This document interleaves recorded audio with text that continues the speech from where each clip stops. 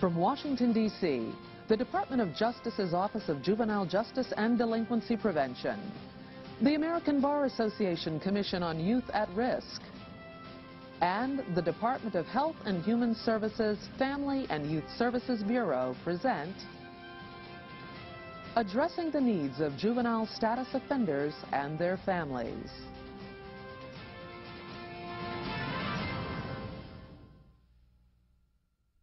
Hello everyone, I'm Doris McMillan and welcome to this national satellite broadcast and webcast focusing on addressing the needs of juvenile status offenders and their families. We want to extend a special welcome to the satellite downlink and internet sites joining us today from across the country. Today's program is developed by the Office of Juvenile Justice and Delinquency Prevention, the American Bar Association Commission on Youth at Risk, and the Family and Youth Services Bureau. During the program, you'll have the opportunity to submit your questions to the panel by sending them to statusoffenders@aol.com. The Office of Juvenile Justice and Delinquency Prevention provides national leadership, coordination, and resources to prevent and respond to juvenile delinquency and victimization. Here to share his opening remarks is J. Robert Flores, the administrator of OJJDP. Bob? Good afternoon and Happy New Year. On behalf of the Office of Juvenile Justice and Delinquency Prevention, I welcome you to this video teleconference, which focuses on addressing the needs of juvenile status offenders and their families. I'm extremely pleased at the public-private partnership that's enabled us to put this broadcast together. OJJDP joined with the U.S. Department of Health and Human Services Family and Youth Services Bureau and the American Bar Association's Commission on Youth at Risk to develop today's event. I want to thank Harry Wilson, Associate Commissioner of the Family and Youth Services Bureau of the United States Department of Health and Human Services, and Karen Mathis, President of the American Bar Association, for their support and assistance. Children and youth that we refer to as status offenders are among the most important groups of children that we encounter in our work. Research indicates that without an appropriate response, there's an increased likelihood that these youth will move on to commit more serious offenses and end up in the delinquency and criminal justice system.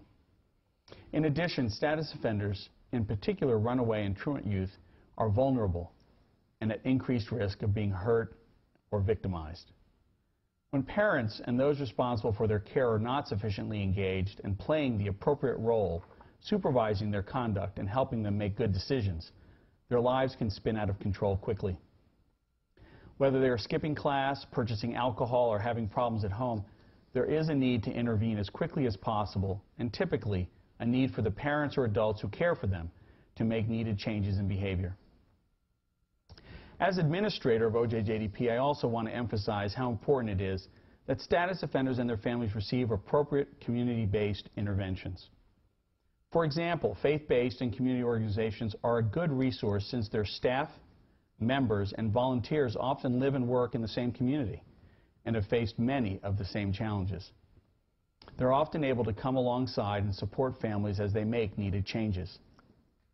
As you may know, OJJDP's guiding legislation, the Juvenile Justice and Delinquency Prevention Act, prohibits the placement of status offenders in secure detention. Yet, not only is it a violation of the JJDP Act to hold status offenders in detention, we also know that it simply does not work.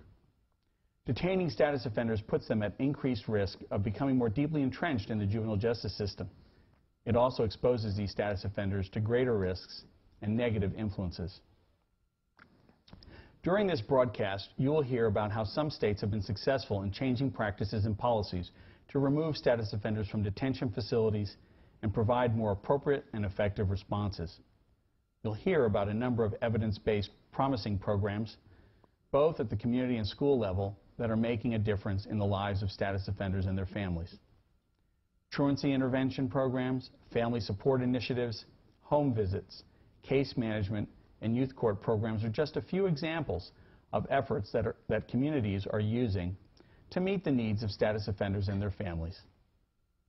Now, this is not to suggest that status offenders should not be held responsible for engaging in the behavior which brings them to the attention of law enforcement. However, these programs hold youth accountable in appropriate and effective ways. Of course, there is no single answer, no single program that will put a child on the right path. At a certain point, the child must decide to change his behavior. Also, any effort must be individualized and targeted both at key people in the child's life as well as the child.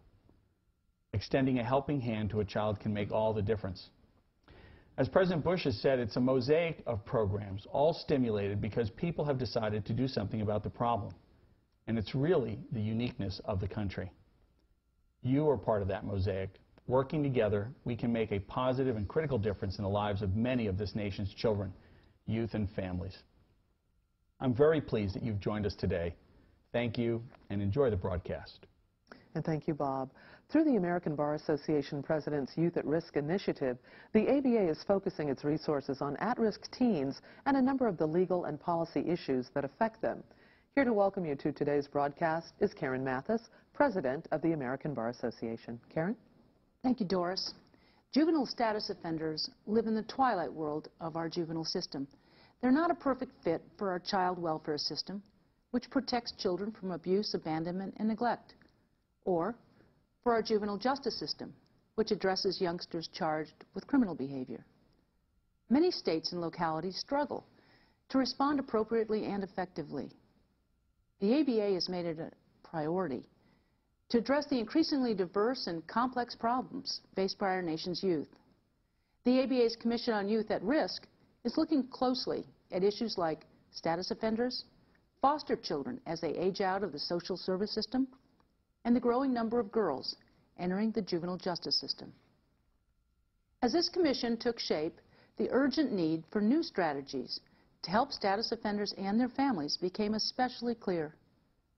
While it's true these youngsters haven't engaged in criminal activity, actions like repeatedly skipping school, chronically running away from home, or uncontrollable behavior are signs that they may be headed down the wrong path toward the juvenile, delinquency, or criminal system.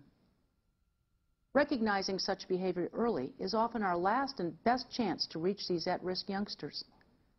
Despite a clear link between status offense behaviors and later delinquency, this has been a neglected area. In fact, there's been little national focus on the ways to help juvenile status offenders and their families in more than 30 years. It's futile to deal with these children in a vacuum. Often they're experiencing high conflict with their parents that cannot be resolved privately without some intervention. Successful strategies generally must address the whole families, not just individual offenders. Ignoring juvenile status offenders is not an option. In 2004, just over 400,000 young people were arrested for status offenses. That's 400,000 opportunities to put youngsters and their families back on track. But it's also 400,000 warning signs for our future if we let them sink further into the criminal system. Thanks to the co-sponsors of today's program, the United States Department of Justice's Office of Juvenile Justice and Delinquency Prevention, and to you, Mr. Flores, and the United States Department of Health and Human Services Family and Youth Services Bureau. I want to thank all the panelists, including Dwight Smith, who serves as chair of the ABA Commission on Youth at Risk. As you listen to today's program, remember that the youth of America is our future. We all have a part to play in steering these youth and their families in a positive direction. It's in our self-interest to ensure that our youth win. If they don't, we all lose. Thank you and enjoy the conference. And thank you, Karen. The Department of Health and Human Services provides national leadership on youth issues and assistance to help community-based organizations provide effective, comprehensive services for youth in at-risk situations. Harry Wilson is charged with leading the Family and Youth Services Bureau and will now provide us with his insights on juvenile status offender issues. Let's take a look. The Family and Youth Services Bureau is happy to co-sponsor this video conference on addressing the needs of status offenders and their families. The Family and Youth Services Bureau came into being in 1974 specifically to meet the needs of young people who were being placed inappropriately in the juvenile justice system for having run away or for incorrigibility offenses. These offenses were more often the result of the circumstances they found themselves in through no fault of their own. Over the past 37 years, the Bureau has grown to support more than 700 grantees nationwide which provide care for these young people along a continuum. The Runaway Hotline, which fields thousands of calls, and the street outreach programs that have direct contact with more than 640,000 young people each year, and through basic centers who receive young people with any number of issues, conducting over 300,000 counseling sessions and sheltering over 80,000 young people per year. When families are in court irreconcilable and young people are no longer eligible for foster care services, our grantees provide transitional living and maternity group home programs to help young adults transition to adulthood and independence. One major focus of the Bureau over the past 6 years has been to empower young people and give them some say in what is happening in their families, their programs, and their communities. Through purposeful youth engagement efforts, the Family and Youth Services Bureau has promoted the concept of positive youth development to our grantees and across the federal government. As one example, Chris DeVille, a young man who was served by one of our shelters in the Bronx, started to review grants for our Bureau about 5 years ago. Today, Chris has graduated from Howard University with his PhD in psychology and will be working with the Bureau to complete his dissertation this summer. On this week, as we celebrate the life and living legacy of Reverend Dr. Martin Luther King, we are reminded of his words. There is nothing more dangerous than to build a society with a large segment of people in that society that feel they have no stake in it, who feel they have nothing to lose. People who have a stake in their society protect that society, but when they don't have it, they unconsciously want to destroy it. We are excited about the opportunity to co-sponsor this conference, and we hope that you will gain useful knowledge and the collaborative efforts of the ABA, OJJ, DP, and the Family Youth Services Bureau. And today we also have an important message from someone who has made helping at-risk youth a priority in our nation. Here again is J. Robert Flores to introduce this important guest. Early intervention with at-risk youth and their families is a key component of the White House's Helping America's Youth initiative. The HAY initiative, as it's called, has particular relevance to status offending youth. I'm very pleased to introduce First Lady Laura Bush, who has an important message for you about this very important initiative. Thanks for inviting me to speak with you. I'm sorry I can't be there in person, but I want to tell you about an initiative called Helping America's Youth, which President Bush announced and asked me to lead. Our goal is to make sure that every child has the opportunity to grow up to be a healthy and successful adult. It's a goal I know you share. The challenges young people face aren't limited to one community or to one segment of society. Boys and girls in every community need our help to succeed in school, to avoid the dangers of alcohol and drugs, and to stay away from gangs.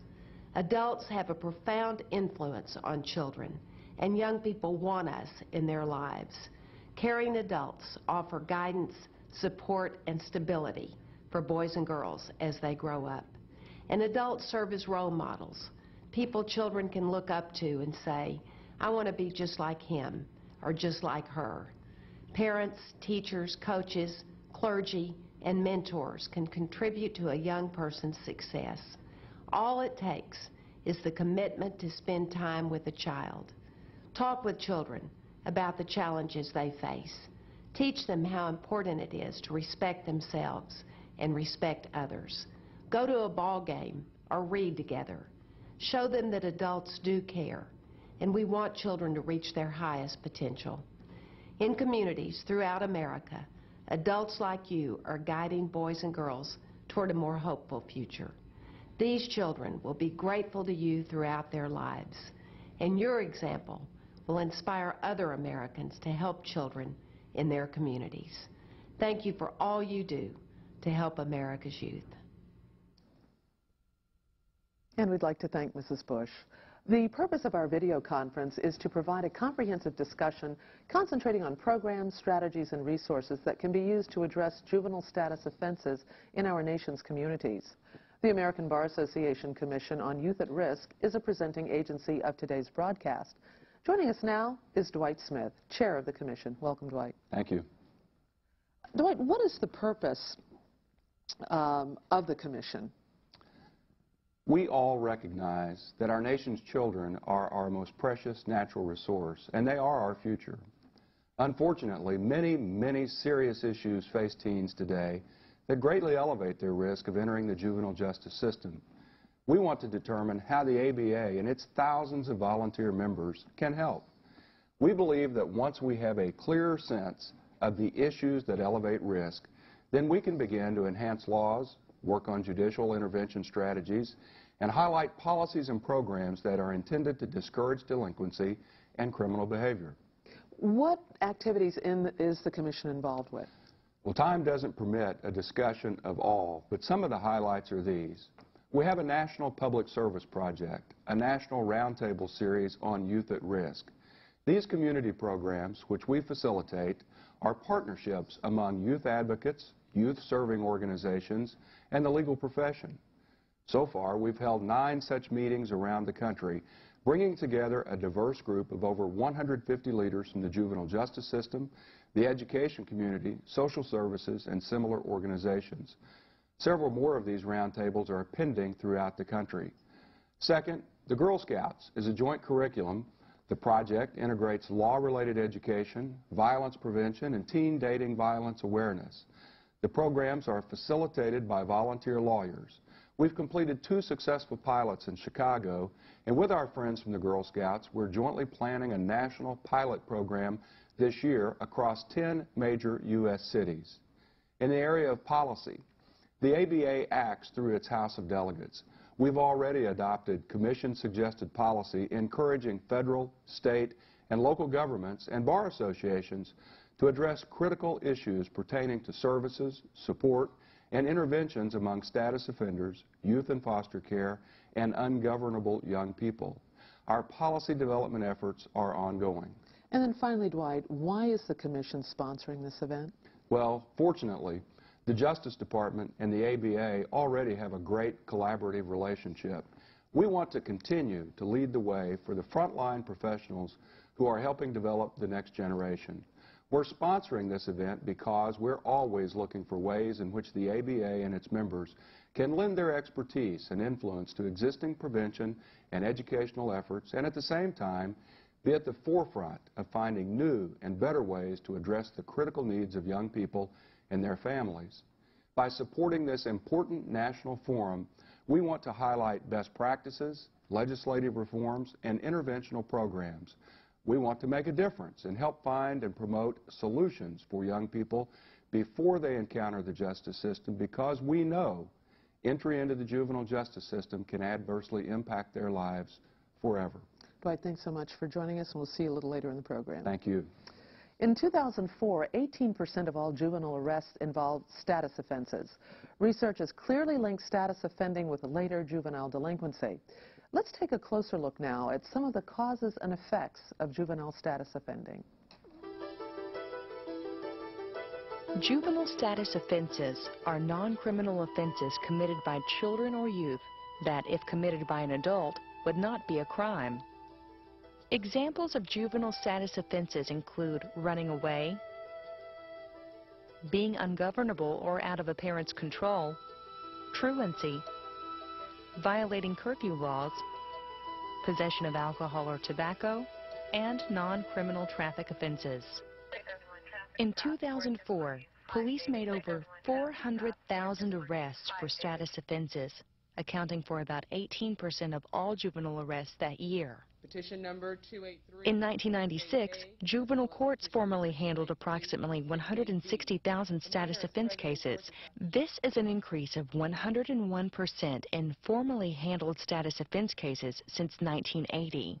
But many state and county status offense systems lack programs, services, or resources to help children and their families with problems. Judges sometimes have few options but to take a child out of the home, even when he or she poses no threat to public safety. This often leads to negative outcomes, including victimization, increased family tension, reduced involvement in school, and an increased likelihood of becoming more deeply involved in the juvenile justice and criminal justice system.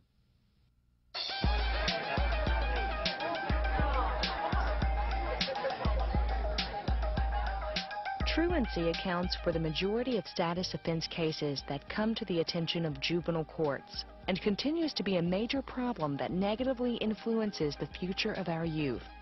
With daily absentee rates as high as 30% in some cities, it's not surprising that truancy has been clearly identified as one of the strongest early warning signs that youth are headed for potential delinquency or educational failure.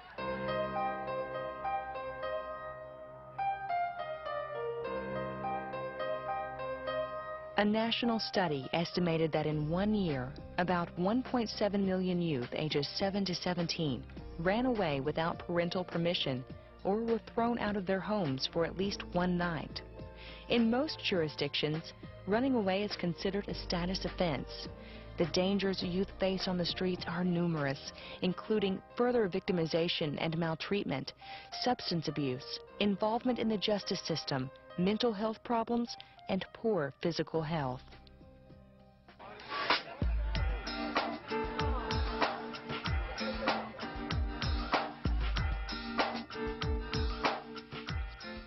Alcohol is the drug of choice by the vast majority of youth in the United States.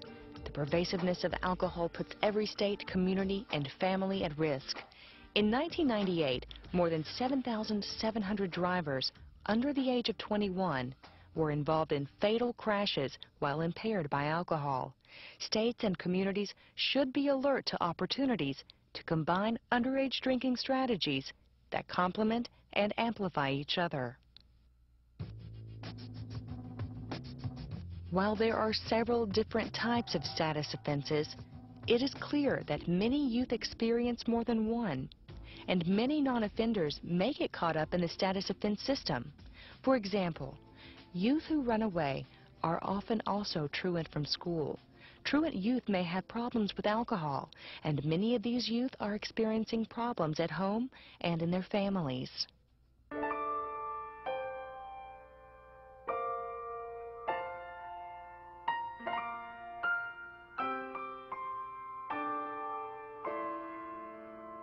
Girls account for an increasing proportion of the status offender population. 40% of status offenders in custody are girls. There is a tremendous need to develop more gender-sensitive prevention, diversion, and treatment programs for girls to intervene early and prevent their entry into the status offense and justice systems.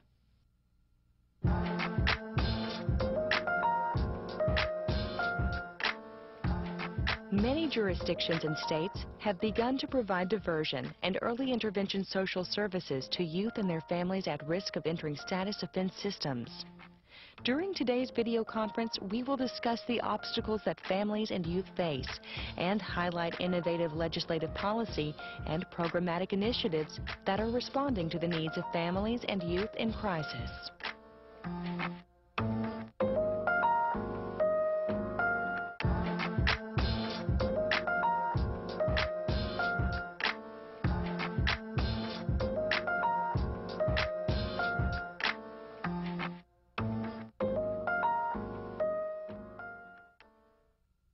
And welcome back. For the remainder of the broadcast, we're fortunate to have a wonderful array of youth service professionals and researchers to serve on our substantive panels.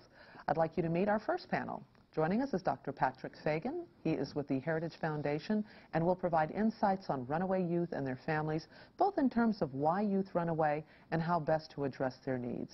Also joining us, Dr. Ken Seeley. He is the president of the National Center for School Engagement and the president of the Colorado Foundation for Families and Children.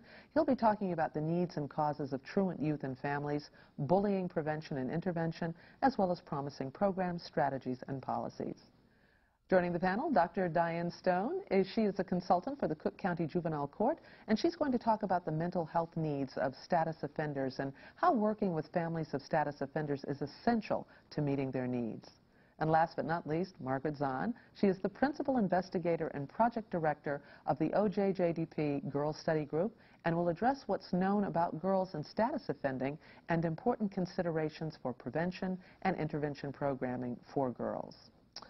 All right, let's start with Diane. Diane, the video clip mentioned the frequency with which so many American youth are truant, and it also talked about the fact that there's persistent truancy, or it says that persistent truancy is a predictor for delinquent behavior. So what are the primary causes of truancy? In my opinion, in my professional experience, truancy, the biggest problem which causes truancy is lack of academic achievement. The kids by 5th, 6th, 7th grade, they don't know how to read, they can't keep up, they're embarrassed. These are the kids that will, if called upon in class, will cause a disruption to avoid not being called on and avoid not being teased by peers. I do believe that you can see from kindergarten on, if you follow these students, that there is some rates of absenteeism from kindergarten on, and we all know 5-, 6-, and 7-year-olds are not voluntarily avoiding school. It's that home education isn't important enough to get up and get your child to school. And if we had some interventions at that time, perhaps we could get these kids on the right path. I think lack of find out if some of these kids need have special needs, and they have learning disabilities or some type of issues that are preventing them from learning appropriately, and yet they're passed from grade to grade to grade and not held back or not tested for some extra educational opportunities, extra learning experiences. I also feel a big part as they get older is the peer pressure and bullying. The gangs make kids that are not involved in the gangs afraid to go to school. They're afraid they'll be beat up. I've heard stories of gang members going into schools or being part of the school and going to a classroom to wait till a particular student is leaving the classroom to threaten and harass them because they may not be willing to join the gang. So a lot of these are predictors of future delinquent behavior and reasons why they're not going to school. Okay, Ken, did you want to comment on that? I think Diane's covered a lot of the reasons for kids. I think also there are family situations that keep kids out of school when they have very chaotic homes. There's also structural things that schools do that oftentimes get in the way of good attendance and good engagement at school. When we do focus groups in our research around the country with truant youth, we ask them, why don't you go to school? What are your reasons? And what we hear over and over again for this population of students is that schools are too big and that schools start too early. So there are a group of kids for whom that's a major problem, already dealing with a chaotic life at home to get to school each day. Other things that drive kids out and get into that cycle of school failure that Diane mentioned is the fact that students are often graded on attendance, so that if they miss school for being truant or other reasons, they fall behind, and teachers grade them and give them an F for not being there, and as a result of that, they are set up to fail, because why should they go to school if they already have an F in the class? So I think there are some of those things that we could turn around and help kids and deal with truancy better that way, to deal with those causes. Okay. Margaret, let me come to you. You've worked extensively on issues relating to girls in the justice system. Why have we seen an increase in girls entering status offense and juvenile justice systems? There's a number of reasons. One of the reasons is sort of an unintended consequence of some of our social policies. For example, we now have mandatory arrest in domestic violence situations. That policy, while it has many good effects, also has some unintended consequences, one of which appears to be if there's conflict in the family and the girl is fighting with the parents, the police are not going to take the parent out because they've got other children to watch. So they take the girl out. So we have an arrest for a girl. Secondly, we have zero tolerance policies now in schools. So what we used to have is there's a fight on school property. The principal or school officials handle it informally and internally. Now it becomes a juvenile justice issue. So we have more people, more children in the system, and girls in particular, in relation to that. Also, incorrigibility can be variously defined, just as simple assault can be variously defined. And in many jurisdictions, an incorrigible girl may be called someone who's involved in simple assault. So you have sort of slippery definitions that can inflate the amount of of arrest, and you have the unintended consequences of some of our social policies. Okay, what are the unique needs and differences between boys and girls in the juvenile justice and status offenses? First, there's universal needs, and I think to focus only on unique needs is to miss the point of, number one, all boys and girls need families that are stable, families that do not abuse them, and families that provide appropriate supervision. All children, boys and girls, need to feel attachment and success in school. However, there are also some unique needs. Girls, for example, have a higher incidence of being sexually assaulted, and sexual assault often leads to runaway. As a matter of fact, one of the most frequent precipitating events for a runaway is to have been sexually assaulted or physically maltreated. So that is certainly one of the, not totally unique, obviously could happen to boys too, but much higher incidence for girls. Furthermore, girls' mental health needs are different. They have a higher incidence of PTSD. They have a higher incidence of depression and anxiety, and you seldom in custody see boys cutting themselves, whereas you see girls cutting themselves. Those kinds of mental health issues, while not necessarily totally unique, do have a much higher incidence, and we need some gender-specific or gender-sensitive ways of dealing with that. All right, thanks. Patrick, let me turn to you. The video clip also mentioned that over 1 million youth run away for at least one day out of the year. What does the current research tell us about why so many youth are running away and what they're experiencing once they're away from the home? Well, if we build on what Ms. Ennis just said, actually, if you look back, 1950, for every 100 kids born in America, that year, 12 kids entered a broken family. Fast forward to today, for every 100 kids born into America, 60 kids enter a broken family. So American kids are experiencing a lot more rejection between the parents. That affects them, leads essentially to either depression or anger. The anger gets acted out. The depression, actually underneath the depression is anger too, clinically, if you look at it. So we have more and more families that are not places where children really belong or feel they belong, or there's lots of conflict, all of which make the child try to seek a place to belong outside, or definitely to get out of where he doesn't feel or she feels she does not belong. And that's the flight from conflict, the flight from breakdown. Okay. You know, we have some questions. We've invited you all to send in your questions. And again, if you would like to ask questions of our panelists, please email those questions to statusoffenders@aol.com. But we have a question that came in from Maryland. It says, what do we know about the link between status offending and later delinquency? I can respond to that, I think.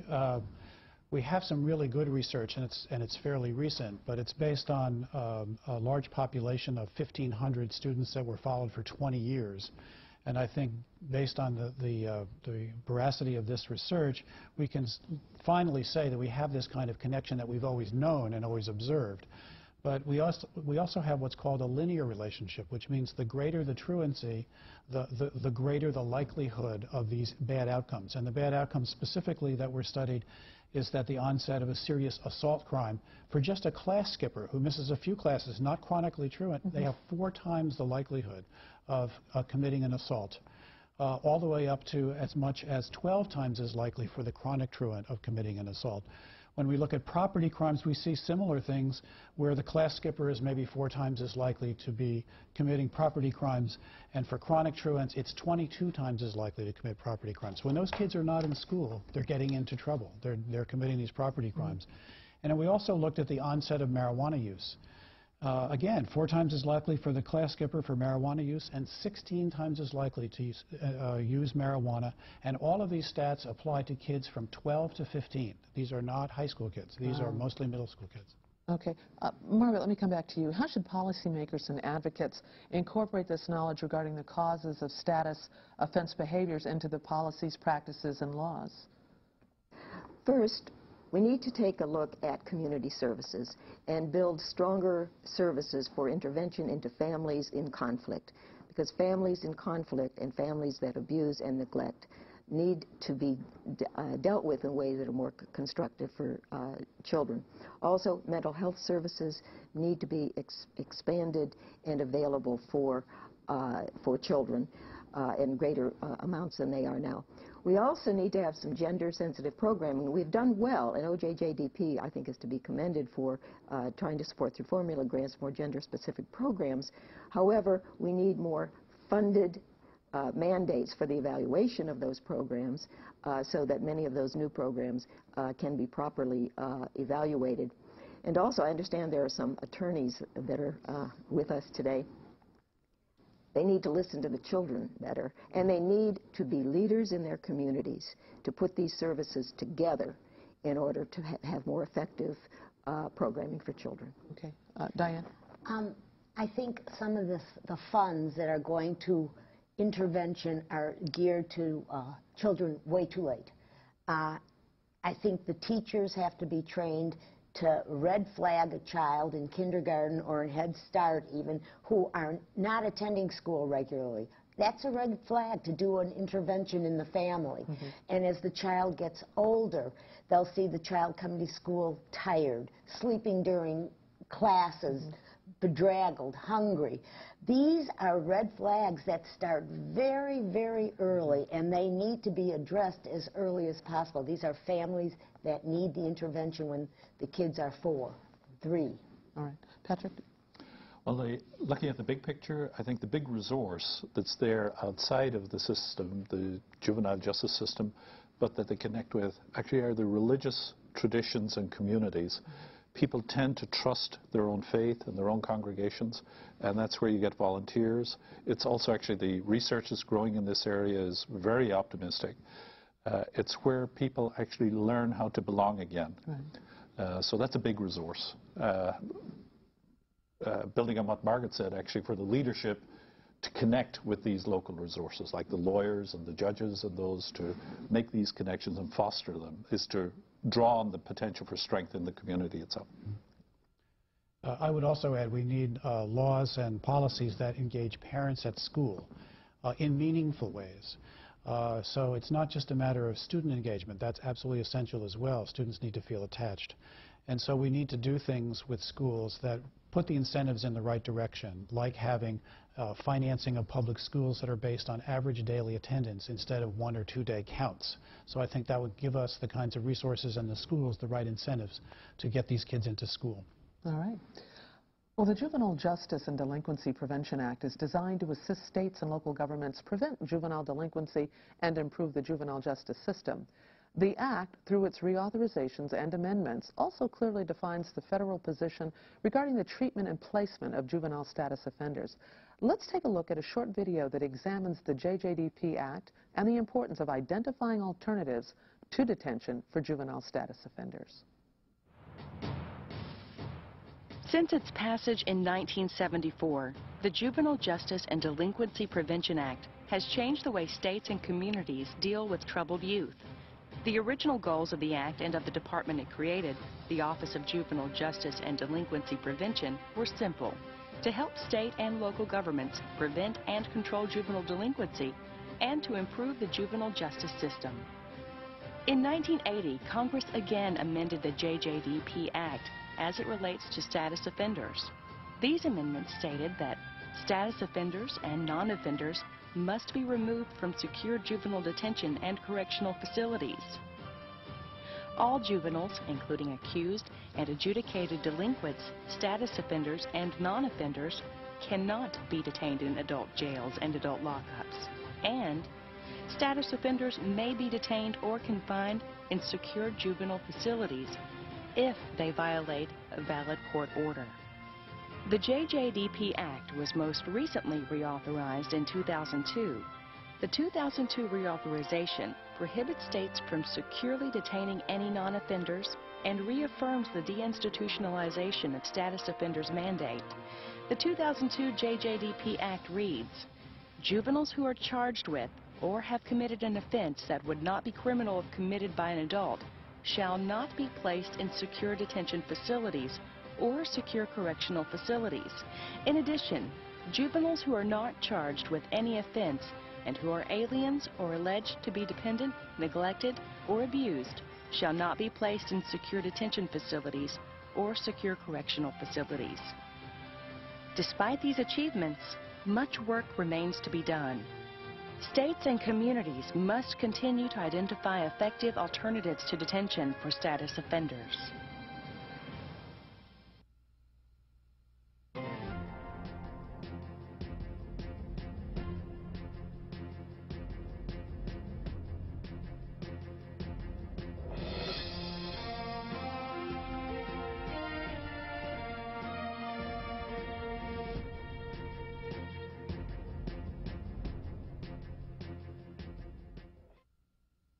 Welcome back, everyone. I encourage you to email us with your questions and comments. Our address is statusoffenders@aol.com. Well, it's time now to meet our next panel. Joining us, Gail Mumford. She is the Senior Associate for Juvenile Justice Reform with the Annie E. Casey Foundation's Juvenile Detention Alternatives Initiative, and she's going to discuss strategies to help communities provide alternatives to detention. Father Stephen E. Bays is the Executive Director of Girls and Boys Town at their national headquarters in Omaha, Nebraska. Father Bays will discuss how important it is to intervene early with status offenders and their families and the negative effects of detaining status offenders. Annie Salsick is a Senior Program Associate with the Vera Institute of Justice based in New York City. She's going to talk about examples of communities that provide early intervention for status offenders. In the late 80s, Susan Davis began working for the Colorado Division of Criminal Justice as the compliance monitor for the Juvenile Justice and Delinquency Prevention Act. She's going to talk about her role in ensuring Colorado's compliance with the core requirements of the JJDP Act, including the deinstitutionalization of status offenders. Well, let me start. Let's see. What are the key components to the JJDP Act regarding status offenders, and what's your state done to comply with those requirements? The DSO core requirement, or deinstitutionalization of core requirement, addresses status offenders and non-offenders in secure facilities. What that means for jails and lockups is that status offenders may never be held securely. What that means for juvenile detention centers is that status offenders may be held securely, but in very limited circumstances. The first would be an accused status offender who would be held for up to 24 hours before a court appearance and 24 hours following a court appearance. The second limited circumstance would be the federal valid court order, and this allows a juvenile court judge to sentence a status offender to detention if he or she follows the very strict requirements of the federal valid court order. Now, if you want to learn more about the federal valid court order, what I recommend that you do is go to the OJJDP website and look at their guidance manual to get some direction on that. The second question you asked was, what has Colorado done to address status offenders in secure detention? The very first thing that we did was develop a state valid court order which mirrors the federal act. So while we still have status offenders in detention, our rate of violations has gone down and we're in compliance. The second more important thing that we did was to develop programs for truants and runaways, which is the leading cause of juveniles in our detention centers on status offenses. So we looked at the problem, we talked to youth, we asked what they needed, and we funded 4 demonstration programs, 3 of which dealt with truancy and 1 dealt with runaways. They all had the same kind of components, case management, case advocacy, and matching services to the youth. They were all extremely successful. They cost only $50,000 per program, dealt with 75 youth per program, and kept juveniles out of detention in those jurisdictions that we funded. Okay. Susan, what advice do you give to other states who may be struggling to comply?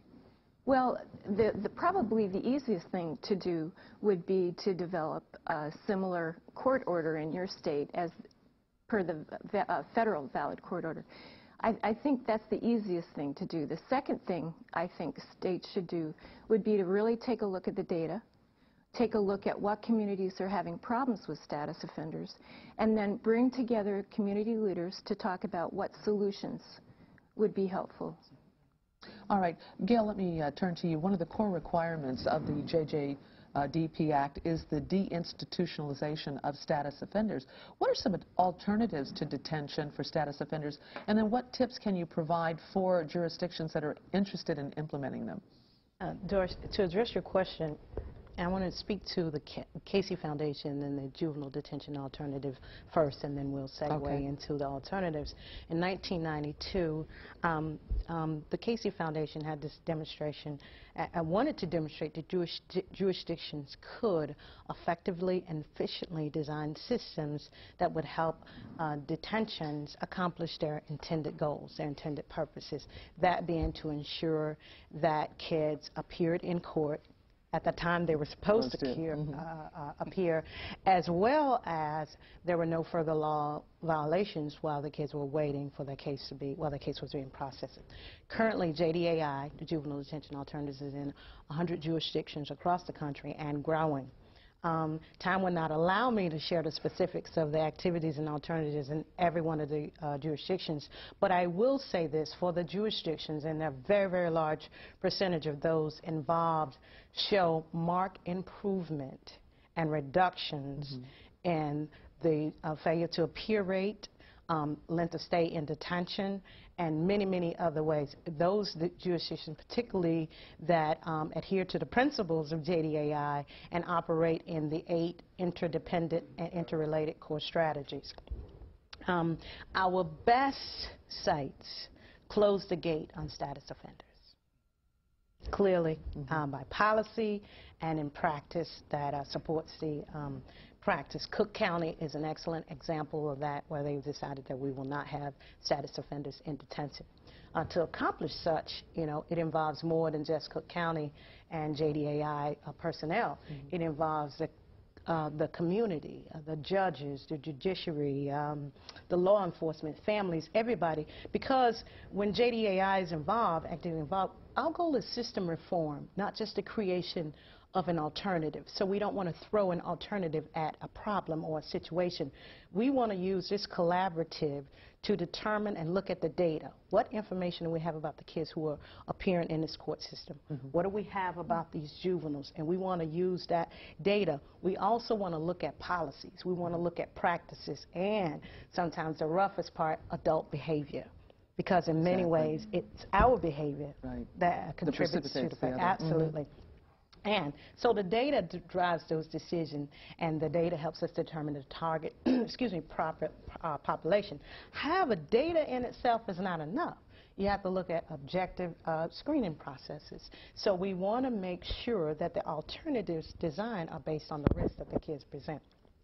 Be the alternative home detention, day and evening reporting centers, shelter care. Again, those alternatives need to be designed with data in mind. And while I won't have time to talk about how the nuances and the ways that all of those work specifically, my advice to jurisdictions as they proceed, or states or counties that want to develop alternatives, make sure that the alternatives are based on data. Use information to determine what's necessary to those kids in those communities. Not only that, make sure it addresses the population it's designed to address. And in addition, that it meets the goal that it's established to meet. In that, we want kids to appear in court when they're supposed to, those who have to, and we don't want them committing new crimes. And further, I would go on to say, maybe I'll speak to one of our sites, Multnomah County. And it speaks to not just the design of the system, because you can't just create an alternative and leave it set.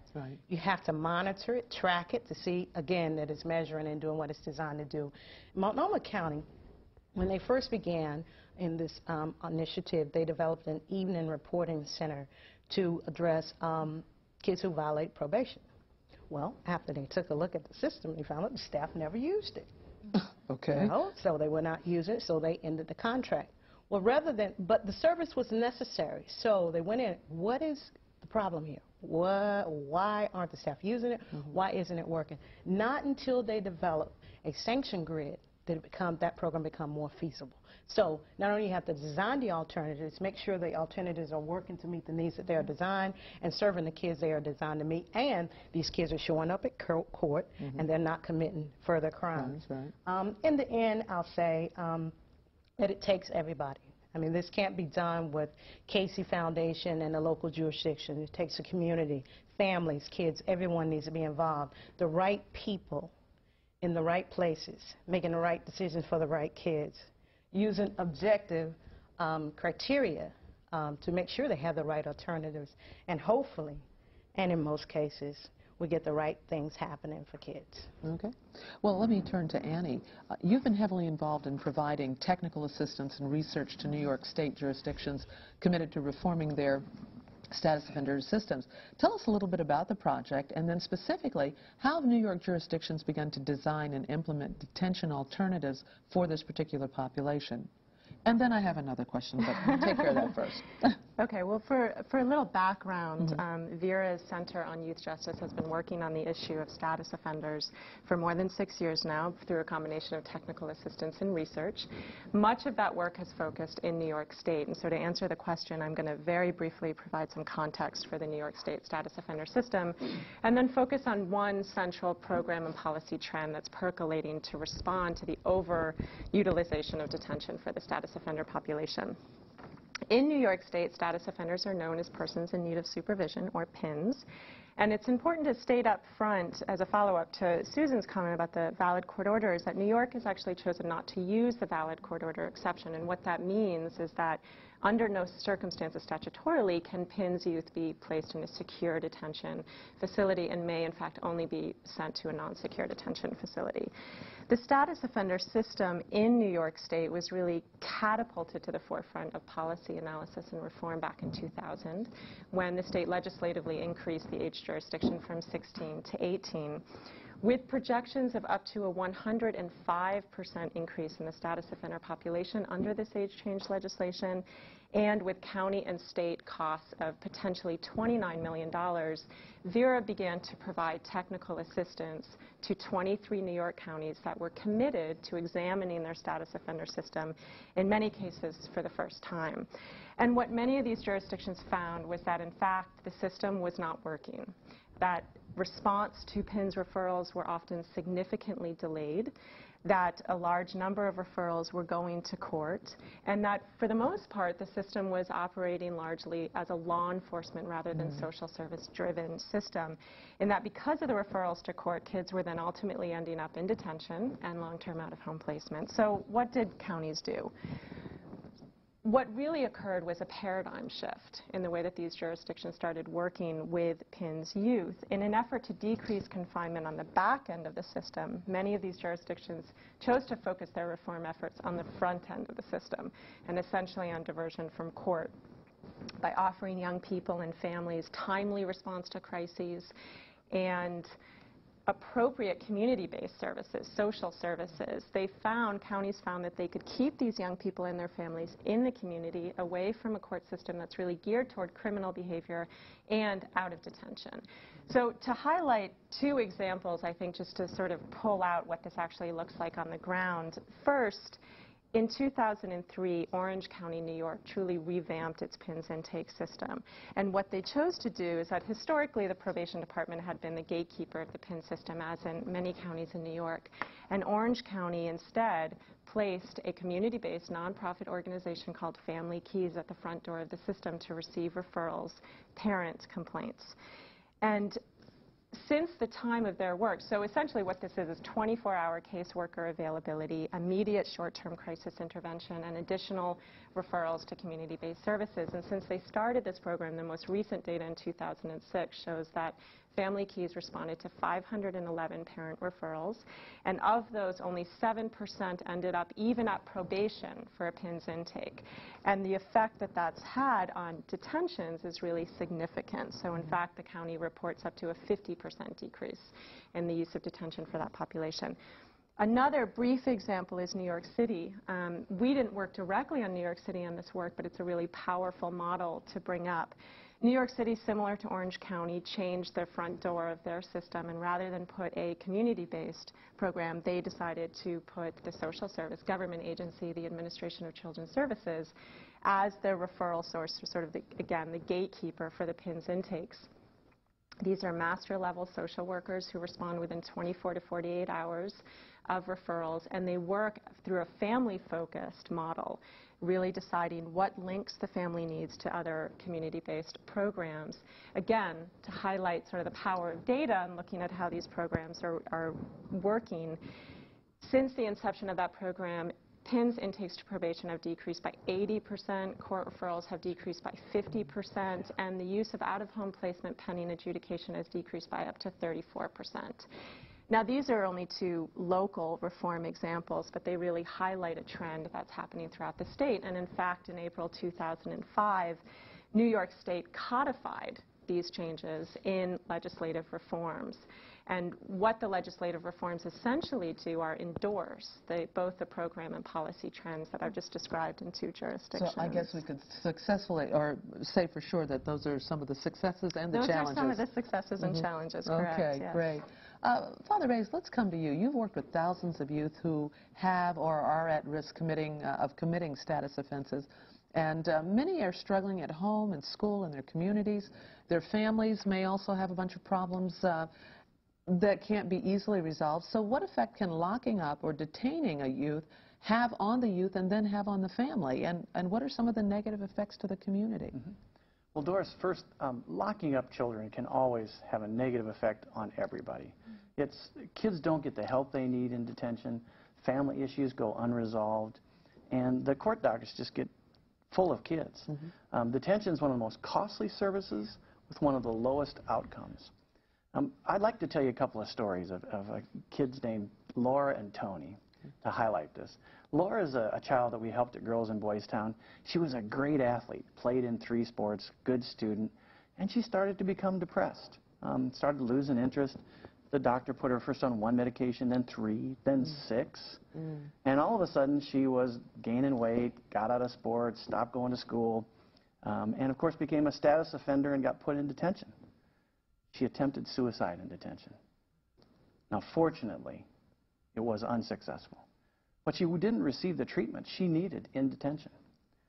Thank God that a caring judge took the time to see that she needed something else.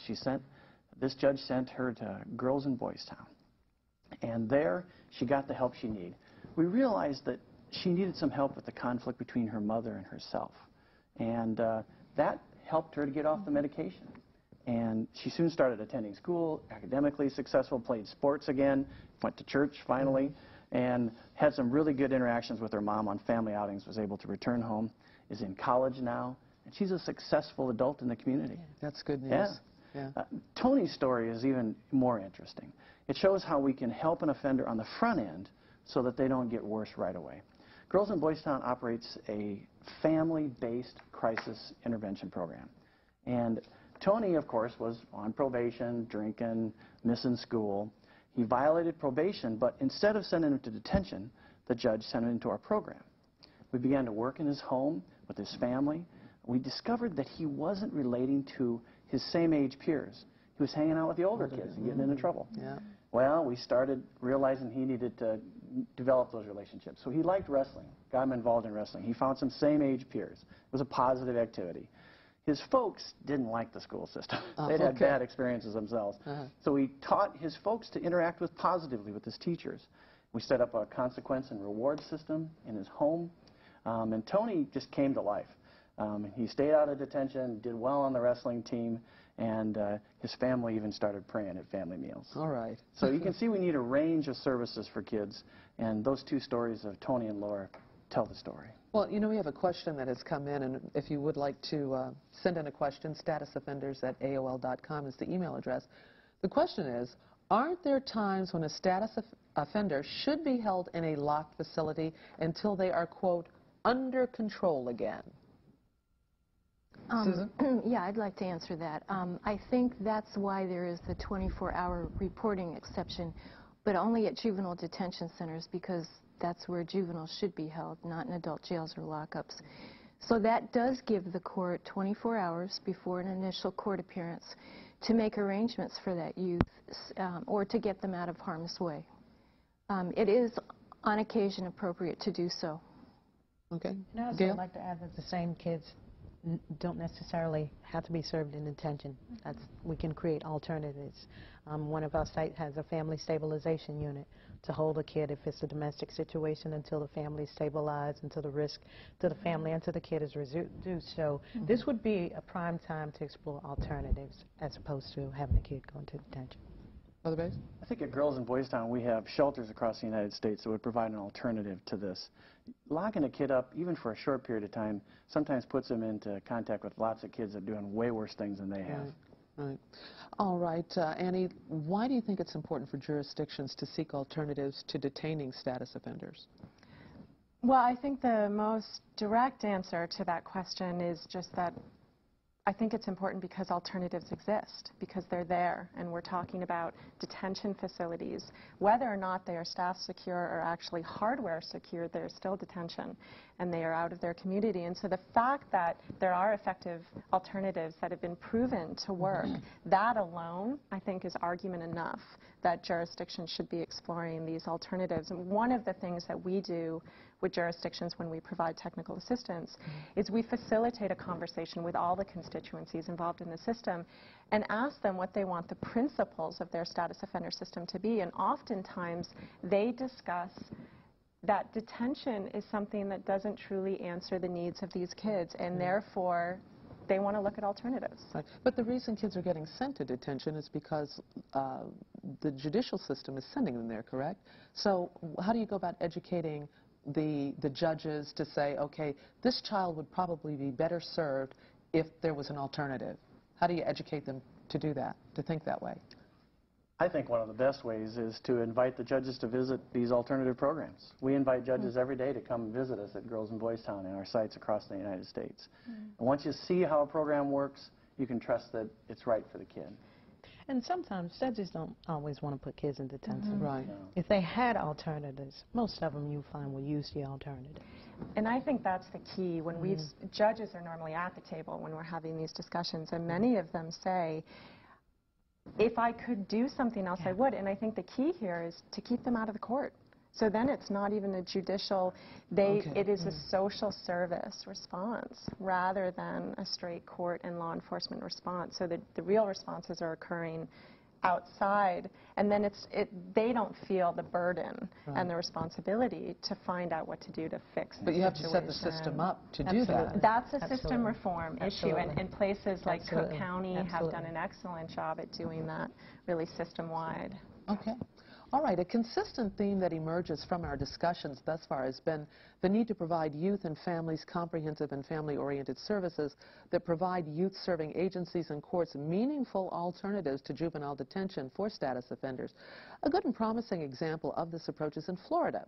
Through its statewide Sins Fins program, youth that have committed status offenses and children and families at risk of becoming more deeply involved in the juvenile justice system are getting the help they need and deserve. Let's take a look now at what's happening in Florida. Florida, the Sunshine State, with a population of over 16 million and still growing. With this steady influx of people comes a myriad of problems. Families adjusting to new surroundings, kids coping with a new life, cultural differences, and the stress of trying to fit in. For kids, that stress can lead to avenues of ungovernable behavior. These children have no real delinquency history. These children have some behavior problems, some issues in school, attendance per se, acting out. What many parents don't realize is that their children are not acting out just to send them to an early grave. What they're doing is they are trying to gain independence. They're trying to work on skills to become more adult-like in their behaviors and their attitudes. But the problem is most of them aren't very good at that. So what they throw out is anger, and what people see is anger. What they need is a counselor. They need somebody to talk to, somebody who can make them feel like there's a future.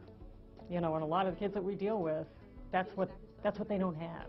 To help with the problem of ungovernable youth is the Florida Network of Youth and Family Services Incorporated, a nonprofit statewide association representing agencies that serve homeless, runaway, and troubled youth and their families. We want to get to the kids before they break the law, before they are put on probation and into the juvenile justice system. We don't have to have kids that are removed from the home that have police contact, that are wards of the state necessarily. So we are catching things when they're small and working to prevent bigger issues from occurring. There has been a recognition over the years that prevention is important to keeping kids out of these systems, and it's much more cost effective to keep them out of the system, out of either of those systems, be it child welfare or juvenile justice, than it is to put them in a facility and keep them there. Getting in the family when that, in the beginning, early as possible, and hopefully in the beginning stages when that child's starting to have problems or other members of the family are starting to have problems, is critical in my mind, absolutely critical. Children in Need of Services, Families in Need of Services, or CINSFINS, was created for the prevention of delinquency and child abuse through counseling and intervention. The group of our shelters, our old-timers as I call them, and some of them are still around, got with some very concerned state legislators and said, we want a Florida Runaway Act, which they passed. And they began to fund programs in every part of Florida, and there was a 10-year plan to do that. And they reached their goal as a legislature. We had our own law created, Chapter 984, which is Children and Families in Need of Services, hence CINSFINS. And I think it's important that we know that we can't be everything to everybody, that we need help. And as a part of the Florida Network, I think we get that help. And I think that's probably one of the major things that help us in Florida have a successful program with our Child in Need of Services, Family in Need of Services program. The Florida Network of Youth and Family Services, CINSFINS program, is working and saving the state of Florida millions of dollars in state funds. Let's take a look at our numbers. We've got the data to back up the fact that CINSFINS programs do make a difference. I'm happy to report we found out that the success rates to this point have been pretty good, typically in 85 to 90% success rates. There's no comparison to what it costs to bring a child in Girls and Boys Town and get them loved and get them treated and get them help for a couple of years compared to 20 years in prison. This investment is a good one, that you will save money, you will save lives, you will save families, and it's worth it. Every dime you spend is worth it.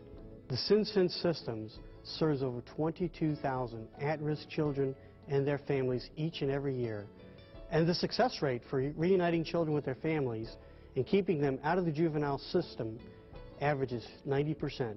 That's a success rate that cannot be ignored. This is a program that's needed. There are kids out there that need help. They're struggling, and it's common sense. It is honestly, truly helping me. Even though I didn't see it at the beginning, it really is, because I've seen it change in my attitude when I interact with different people. The younger we can catch a child who's in crisis, the better chance we have of turning them around and making sure they never get into the juvenile justice system. Many times we end up getting stuck with the notion that the teenagers are rotten and they're out of control. But to watch a kid who is struggling with something, come up with a solution, have the courage to implement it, and then make it work, at the end of the day, that makes me feel good, like what I'm doing and what we are doing is making a positive difference. If you have folks that are working in your program, people that will be involved in your program, that have a serious commitment to just helping, these children, I think that's pretty much the biggest piece of what these kids need to see, and for your program to have for it to be successful. And we tend to hire and shape and build people that have that same sort of attitude, that it's all about the kids.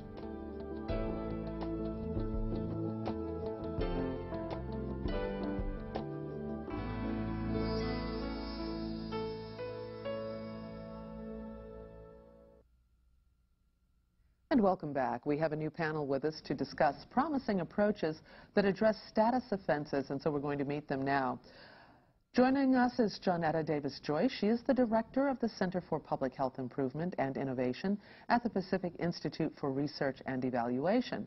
Johnetta is going to talk about successful underage drinking interventions nationwide. Also joining us, Terry Fatisi. She's an assistant district attorney in Memphis, Tennessee. She's going to talk about successful status offense programs in her jurisdiction and through the district attorney's office. Joining us again, Ken Seeley with the National Center for School Engagement, and Patrick Fagan from the Heritage Foundation. Also joining us by telephone from Florida is Dee Richter.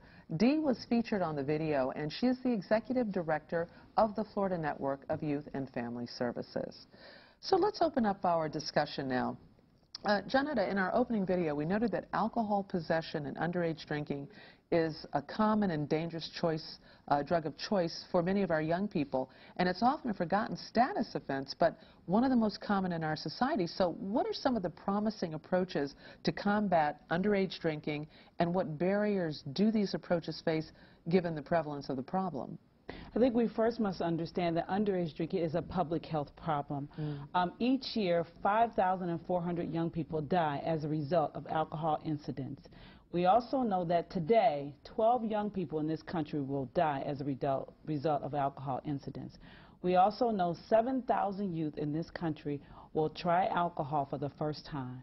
So it's a serious problem in this country, and the way in which we need to address this problem is comprehensively. It's not just a youth problem, it's not just an enforcement problem or a parent's problem, it's a community problem, and the solution lies within the community.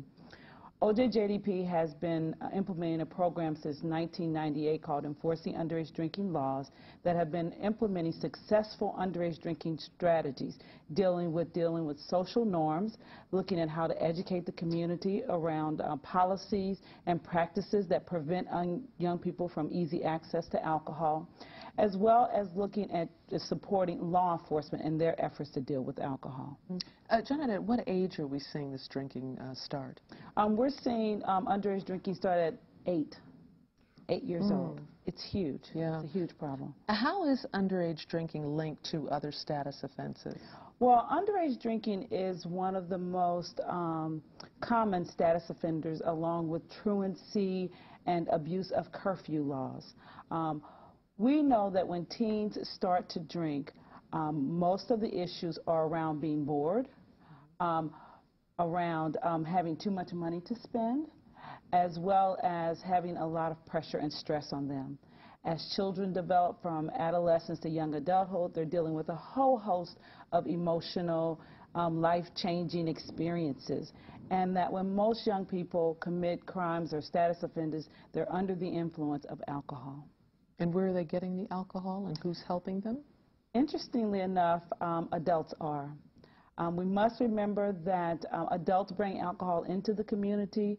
Adults actually sell alcohol. So it really is the adults that need to be responsible for saving our young people. It's like putting kids in a polluted stream. Terry, let me turn to you. Oftentimes the first responder to a status offender offense referral is law enforcement. So what are the key components to an appropriate law enforcement response to status offenders and their families? It is absolutely essential that we give proper training and support to our law enforcement officials. Like you said, so often they are the first responder, and so often it's very inappropriate that law enforcement is the first response, because a lot of the issues that they respond to are issues that, say, 20 years ago would have been handled within the family. Police get called to homes for issues that parents don't know how to, or simply don't want to deal with as a parent. And so I think that when you tell law enforcement what the issues are, they need to understand what status offending is, understand that this is an opportunity for the family to mend a problem without getting involved in the criminal justice system, then I think you're going to see a much better response. For example, law enforcement needs to know that they can take children to respite care, to safe places, give the family a chance to calm down. And they need to know how to adequately assess a situation and realize, is what we have here domestic violence, or is it really just a mom and a child not getting along? Is what we have here a runaway situation, or do we have a parent here that's abusive that the child is running away from? And that creates a window of opportunity to see what really needs to be done to help that family. So does this mean that you need more training for law enforcement? I think that training is absolutely essential to law enforcement. Good community policing, knowing their neighborhoods, knowing the family dynamics in the neighborhoods that they serve is the most important key component. Okay, now the role of the county or the district attorney is also essential to determining when status offense cases are petitioned to the court. What is your DA department's role in handling status offense cases, and what are the keys to your successful program? Well, like I said, a status offense is often a window of opportunity. It's a chance to see what's really going on in this child's life, what's really going on in this family unit. Do we really need the criminal justice system to be involved in this point? And we need to step back and take an objective look at this and decide, is prosecution what's needed, or are social services what's needed? We have a new program in our office, a mentoring program, that our office has established, and we are trying to pair mentors with truant children, giving these children and these families alternatives to entering in the system. And we are withholding prosecution in order for them to participate in this program, and we have a lot of high hopes for it. All right. Ken, let me come back to you, and welcome back, by the way. Thank you. You know, we've talked so far today about the causes of status offense behaviors and alternatives to detaining status offenders. We're going to end the afternoon with a discussion of promising approaches to status offense issues. Truancy, I guess, is the most common and widespread status offense. So what are the key elements to a successful truancy program? And then if you could, share with us some examples. Okay. I'd be happy to. The first thing is to get the right people around the table to plan a community response to truancy. I think we need to have courts at the table, we need to have the schools at the table, and we need to have law enforcement at a minimum. If we can add to that community-based organizations, I think that really helps get a community buy-in. It's very important that we set a community standard around attending school, and even more important, staying in school to high school graduation. The prize for all of us is high school graduation. And I think we need to keep that in mind as we try to enlist the help of community members to come around and support these kids that might otherwise be out in the community. A good example of that is in our Hawaii site, where the group of small businesses put signs in their businesses that said, "We will not serve students during school hours on school days." So they know, the kids know, that the usual places they would hang out are not available to them. And that was just a group of business people that came around and said, "We want to be a part of the solution." Another thing is to have the courts available, but as kind of a last resort, and as the deepest end for the more chronic truant kids. And law enforcement can be a very effective early intervention, particularly where we have community policing and we have police officers that know the neighborhoods, they know the kids and families, and so they can go out and interact with kids and stop kids on the street when they're out during school time and say, "Why aren't you in school? What's going on?" So I think setting that kind of community standard and having everyone around the table is a big help. Obviously, when we get into kids get into these deep-end truant situations, we need to have case management often for them and for their families. They need often a lot of support to deal with rather chaotic situations that they have at home. So the case management is a very common experience. Another things that we see in many communities are what we call attendance review boards. Sometimes they're called student attendance review boards. But again, it's a group of people, typically educators and community people, that come together on a board and make students accountable for getting to school, and when they can't get to school or they're having problems, to do a contract with them to see what kind of support they need to get them back into school and getting back on track. So those are just a few of the things that we see. As far as what schools can do, we use what we call our AAA approach, and that is that attendance, attachment, and achievement are the 3 A's that interact together. They're not separate things. We have education that often focus on achievement. We're all concerned about achievement here at this school. Well, they're not going to be achieving in school if they're not there. Exactly. And if they're not there, and if they don't feel attached to school, if they don't feel like anyone cares whether they're there or not, then they're not going to be achievers in school. Right. So it's these 3 A's that really interact together. And I think we can do a much better job, even just on the attendance end, of when a kid is not in school, to have an immediate response rather than a recorded message that might go home to a family that the kid erases after school when they get home if they're not in school. We need a more personal touch to the parents particularly. And how do you do that? Well, one is to use the numbers that we have for parents at work. So if their kid's not in school, there's a call to the workplace where the parent is, where someone from the school is actually talking live to the parent, not leaving a message somewhere saying, your child is not in school today, we want to know what's going on. So. Okay. let me come back to you, Patrick. Given the causes of runaway behavior and the detrimental effects that it can have on youth, what are some of the, I guess, patterns that I think show promising approaches to ensure that runaway youth are safe and then reunited with their family when it's appropriate? The big pattern I see through all the different things that are working is that either an institution, a group, a program, or an individual reach out, dedicate themselves to that child, the boy or the girl, and commit themselves to it. Because essentially the kids are either fleeing from or caught in a very conflicted family or an abusing family, not a place where the belonging is really happening. But we all need to belong. Right. If we don't, we fall apart. You'll fall apart. I'll fall apart. You know. So that's the most basic of human needs, and that's the pattern that's behind anything that's successful. And it'll come in varied forms. You've heard Father talk about Boys Town, Girls Town and Boys Town. There's one way of committing and providing a great place for the child to belong long term. Right. And the longer the commitment, the better the result. Or it comes in other forms. You take Alcoholics Anonymous dealing with drug addiction. There are people who commit to each other.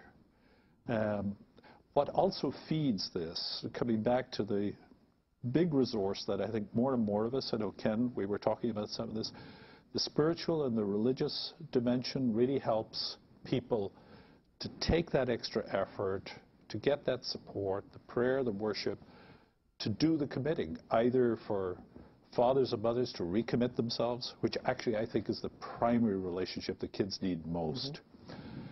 Particularly the fathers, like mothers stay attached to their children. The weakest link is the father-mother, the marriage.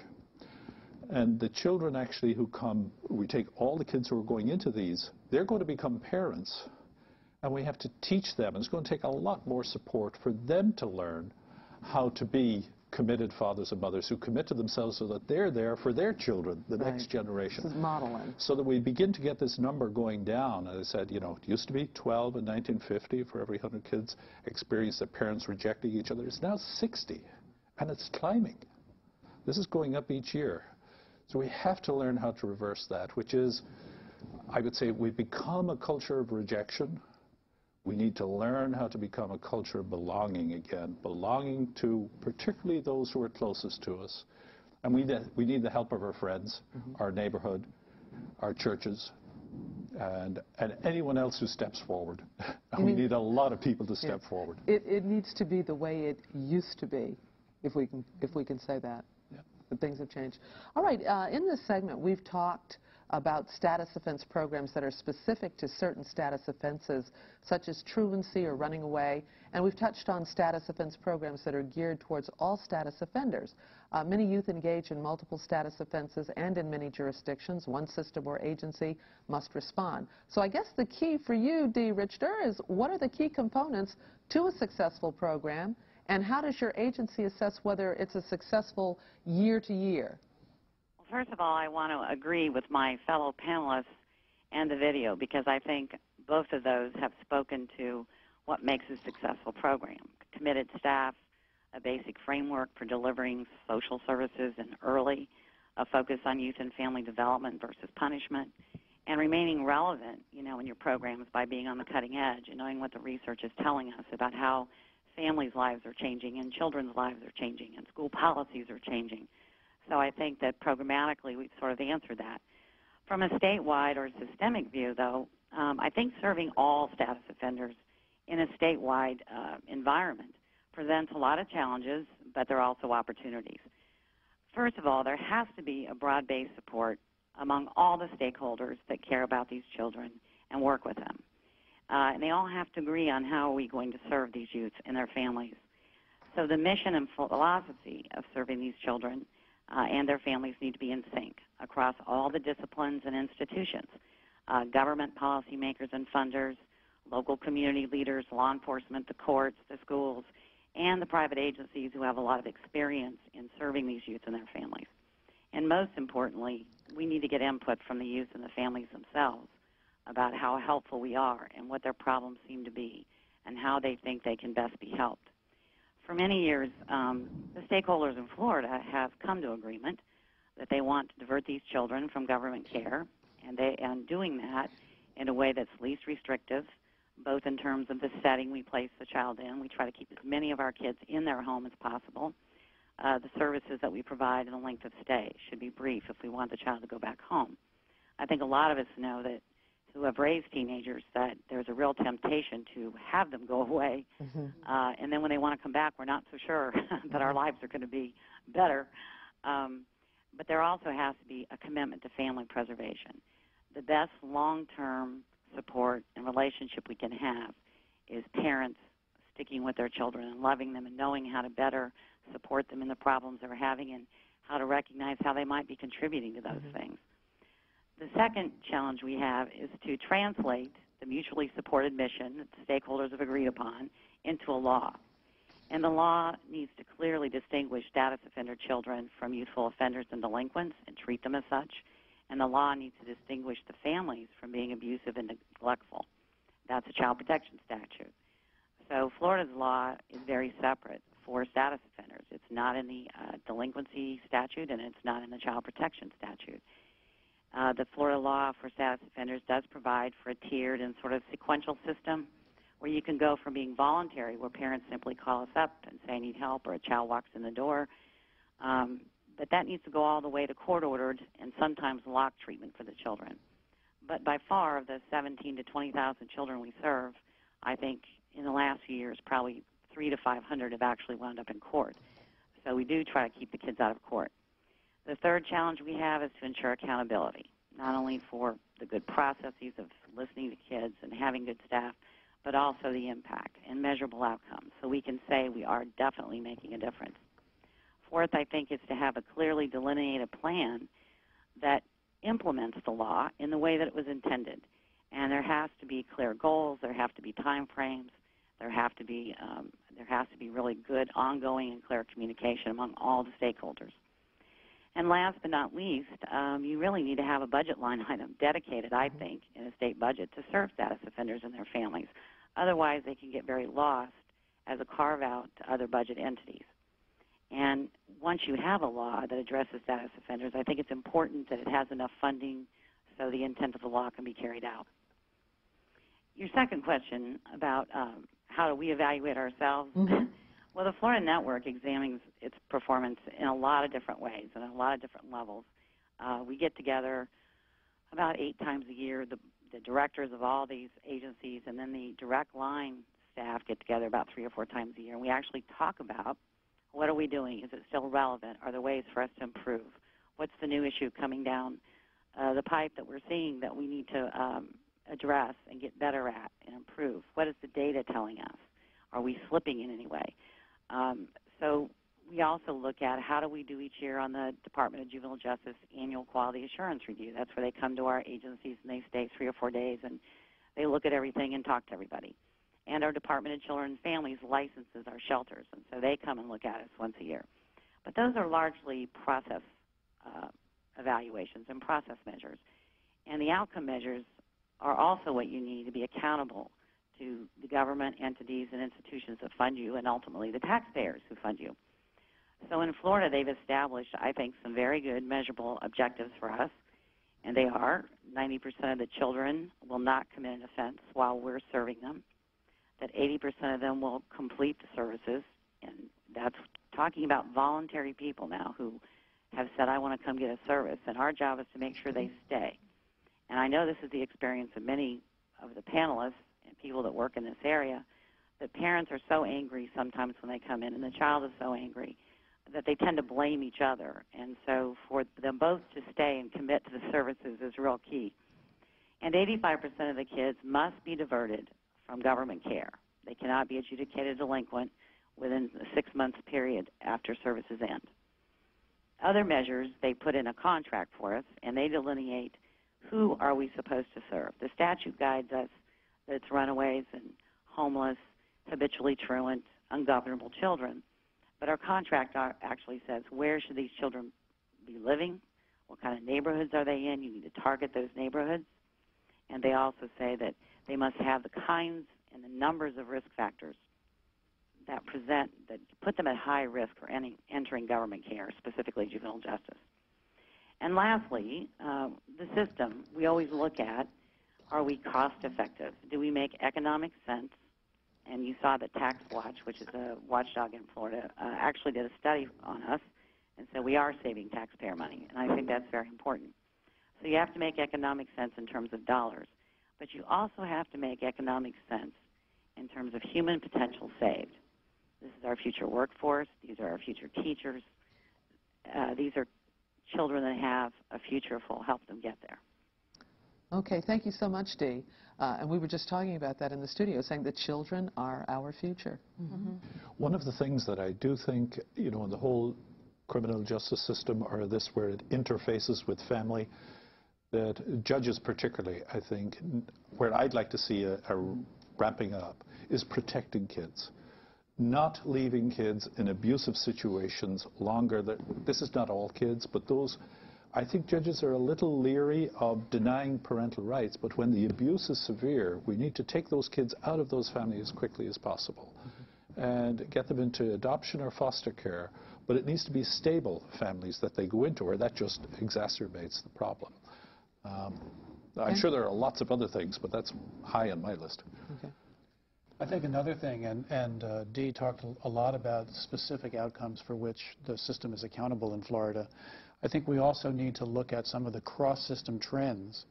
As I mentioned before, even though there's a large focus on status offense interventions on kids from the juvenile justice system, we need to cross over and say we're going to measure these goals in our system that have to do specifically with the status offenses, but we also know that high school graduation is something and family stability is something.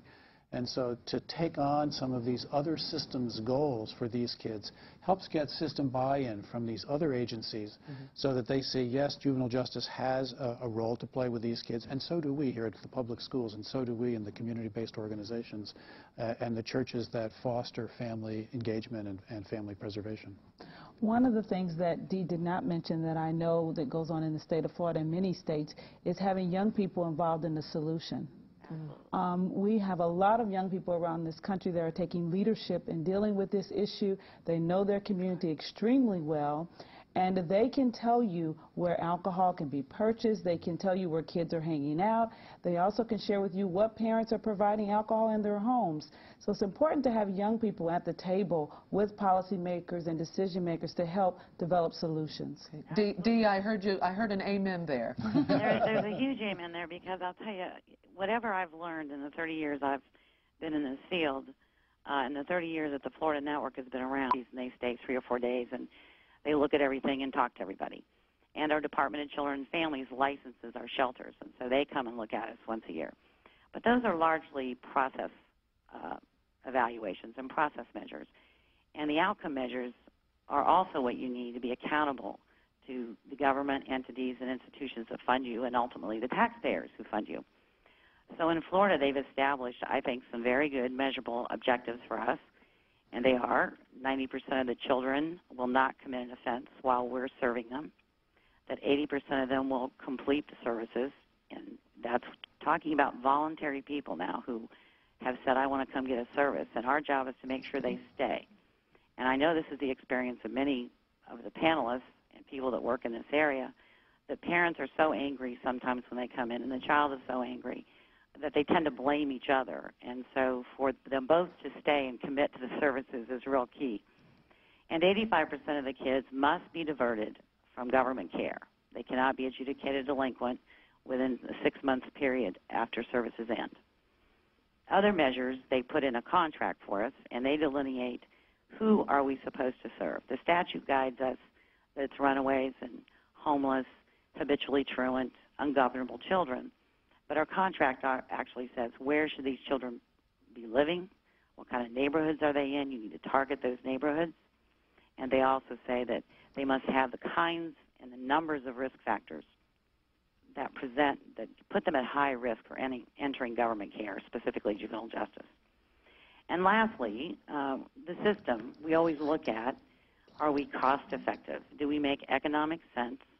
And you saw that Tax Watch, which is a watchdog in Florida, actually did a study on us, and so we are saving taxpayer money, and I think that's very important.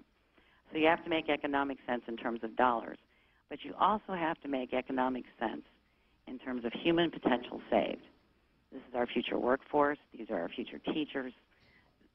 These are children that have a future if we'll help them get there. Okay, thank you so much, Dee. And we were just talking about that in the studio, saying that children are our future. One of the things that I do think, you know, in the whole criminal justice system, or this where it interfaces with family, that judges particularly, I think, where I'd like to see a ramping up, is protecting kids. Not leaving kids in abusive situations longer. This is not all kids, but those, I think judges are a little leery of denying parental rights, but when the abuse is severe, we need to take those kids out of those families as quickly as possible and get them into adoption or foster care, but it needs to be stable families that they go into, or that just exacerbates the problem. I'm sure there are lots of other things, but that's high on my list. Okay. I think another thing, and Dee talked a lot about specific outcomes for which the system is accountable in Florida. I think we also need to look at some of the cross-system trends. As I mentioned before, even though there's a large focus on status offense interventions on kids from the juvenile justice system, we need to cross over and say we're going to measure these goals in our system that have to do specifically with the status offenses, but we also know that high school graduation is something and family stability is something. And so to take on some of these other systems' goals for these kids helps get system buy-in from these other agencies so that they say, yes, juvenile justice has a role to play with these kids, and so do we here at the public schools, and so do we in the community-based organizations and the churches that foster family engagement and family preservation. One of the things that Dee did not mention that I know that goes on in the state of Florida and many states is having young people involved in the solution. We have a lot of young people around this country that are taking leadership in dealing with this issue. They know their community extremely well, and they can tell you where alcohol can be purchased. They can tell you where kids are hanging out. They also can share with you what parents are providing alcohol in their homes. So it's important to have young people at the table with policymakers and decision makers to help develop solutions. Dee, I heard an amen there. There's a huge amen there, because I'll tell you, whatever I've learned in the 30 years I've been in this field, in the 30 years that the Florida Network has been around, one of the things you'll hear every one of my agencies talk about is youth development and listening to youth and getting feedback from youth and changing policies or procedures or services based upon what the youth are telling us. And the National Network for Youth is very big on that as well. And I think that we have to keep that in mind. I also think that having been chief of foster care and adoptions in the state of Florida, that yes, a foster care system and adoption has to be a safe alternative for children who are being abused and neglected. For status offenders, if we can catch them early enough, we're also preventing abuse and neglect, however. We do a Social Security match every year of the kids we serve to see if they've offended, but we've also periodically, probably every 2 or 3 years, we look at how we're doing on the abuse and neglect side. And only 3% of the kids that we've served have wound up in that system, and most of them because we've made the call to the hotline. Okay. Terry, did you want to comment? Speaking on behalf of our office, and I think I'm not alone when I say that I think a lot more district attorneys' offices are feeling this way now. We do see the importance of being involved in the prevention end and not just in the prosecution end. We realize that if we can catch juveniles in the status offending stage before they become delinquents, before they engage in criminal behavior, it makes our caseload a lot easier if we invest on the front end, and then we don't have to deal with cleanup on the back end. Okay. Let me come back to you, Janetta. What can legislators or policymakers do to support some of the successful approaches we've heard about? Well, first of all, we must remember that law enforcement are the gatekeepers to our criminal justice system. And we must encourage law enforcement to support underage drinking laws and not see it as a rite of passage, but it could be a gateway to many other criminal offenses with young people. We must ask our prosecutors to deal with issues swiftly and quickly and be clear and concise, and look at ways we can control outlet density, social availability in our community, and most of all, provide leadership to this issue. And be very clear in saying we're not going to allow alcohol to be sold or served in our communities and our towns to young people. We're going to protect our young people. Okay. Did anyone want to add anything? I think one of the, this is Dee, Mm-hmm. I think one of the key things that the legislature in Florida has done is they listen, they look at facts, and they make a very deliberate decision, and when they make a commitment, they keep it. And if for some reason they can't keep it, they give you plenty of forewarning that, look, we're going to have to reduce the budget this year for a little bit or whatever. But I think educating them and them listening and them meeting kids and going out to the shelters or going out and meeting parents in our counseling centers is key. But I think the very last thing the state legislators are charged to do and need to do is look at the outcomes. If we're not making a difference, then we shouldn't be in the business. Okay. Well, I have a few questions that have come in from our viewers, and again, you have some time to send us an email at statusoffenders@aol.com, and we'd love to hear from you. Terry, this question is for you. It says, what would you suggest for school authorities to do to approach the problem of students not attending school? I think that the school authorities are going to have to be a lot more creative in their solutions to this problem. I don't think that our jurisdiction is unique when I explained to you one of the problems we have. Children skip school, and once they have skipped school for a certain number of days, then they are suspended from school, and their punishment is, since you skipped school so many days, you now cannot come back to school. Right. And then you have the child coming back on the school campus because once they've been told not to be there, that's the very place they want to be. And so you then result in what is really a status, and this is a good example of a status offender getting propelled into the justice system prematurely. Because what you truly have there is a truant, and what you truly need to be doing is finding out why that child doesn't want to attend school, why they're not attending school. And I know y'all talked about that earlier on some of the other panels. And there needs to be a punishment for that besides being suspended from school. And so what I would suggest are look at in-school suspension programs, look at after-school programs, look at sports programs, look at tutoring time or study time or reading time, and keep those children on the school campus. Don't say that they can't be there, that their punishment is suspension, because that gives you too much of an opportunity to say, now they're a delinquent because they've committed criminal trespassing on campus. What's really ironic is that they don't want to be there, yet that's the very place they come back to. So they really do want to be there, right? I think in a sense, children know they belong in school when they're at a certain age. I do sense that, yes. And there's a sense of safety, I think, also, that they have that place to go. I think, well, that's what we want the schools to feel like. Right. That's what we want them to be for the children. One of the things, actually, that I think is common to all these is if there are both father and mother, the supervision and monitoring of the child is much, much easier. Actually, the more you get away from the father and mother together, the more the truancy is, the less the supervision. So one of the things, actually, rather than just demanding of the kids, I think we've got to start demanding on our adults that our kids are our most precious resource. And if you're going to have a child, you better be prepared for it. And that means, I think, first, getting married. Because until you are, you're not providing the child with what the child needs, which is the father and the mother. So this then, I think, gets much broader into the newspapers, the legislator, but the way we talk and what we expect, and reestablishing norms of parenthood. Because if we're a bit afraid to go there, like what I've said is a bit politically incorrect, but I think the data is very clear that when the child has a father and mother who are dedicated to each other, a lot of the rest falls in place. And when they don't, the problems mount. But unfortunately, we're seeing a lot of children having children these days. They have no parenting skills, so... But the data on teenagers is that they are having less and less out-of-wedlock births. It's the 25, 29, and 30-year-olds. That's where the out-of-wedlock births are going up. It's going down. Our teenagers are doing better than our adults are. We got something out of kilter here. I was just going to add, when young people are not going to school, they need to be assessed immediately. And there needs to be counseling and assessment not only done with that young person, but with their family.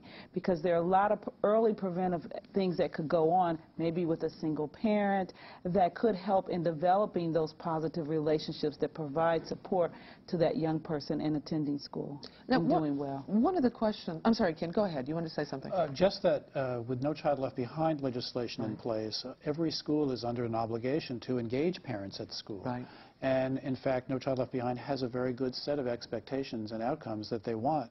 And it's more than just a one-time-a-year conference. They really want parents to feel like they have a place to come and that parents are engaged in planning and learning with their children. Right. Well, one of the questions that we have here, it says, how would you suggest you hold parents accountable in seeing that their child is attending school? And it says some parents actually take the child to school and then the kid skips out the back door the moment the parent leaves the school. Well, I think in Florida we know that there are many things that hold the parent accountable in statute. But as you said, parents sometimes say, I don't know what to do. Mm-hmm. And that is why when we talk about our services or educate the community about we're here, is we talk to parents about come early. Don't wait too late to receive help. If you feel like you don't know where your kids are and you don't know who their friends are and you're not sure if they're going to school, don't wait until you truly know. Just come on and ask us for some help. But I think that most parents that we deal with want to be held accountable. They just feel like they maybe have lost the connection with their child and maybe don't have the tools to deal with what their teenager is going through. And once we offer those tools and link them to services, we find that the family does come back together. We had a counseling office in our administrative office here in Florida from our local shelter. And I worked late at night, and I would see them come in. I could always tell a new family. Parents very angry, arms crossed, kid looking at the floor, very angry. But over the weeks, I would see them begin to talk about their day and not be angry and hug each other on the way out. It's amazing to me how little it takes sometimes to bring a parent and their kids back together. And I think having faith in that and supporting them, and I think it's real easy to have a blame game going, that it's the parents or it's the kid or it's the school. That really isn't our job. Our job is to say, here's where you are, here's where you want to go, and here's where you need to go, and we're going to help you get there. All right, while I have you, Dee, let me throw out one more question, and then, of course, the rest of the panel can address it as well. This question came in, and it says, what role can schools play, and we've talked a little bit about this, in addressing status offenders' needs? Do you have any evidence-based programs in schools? What's going on in Florida?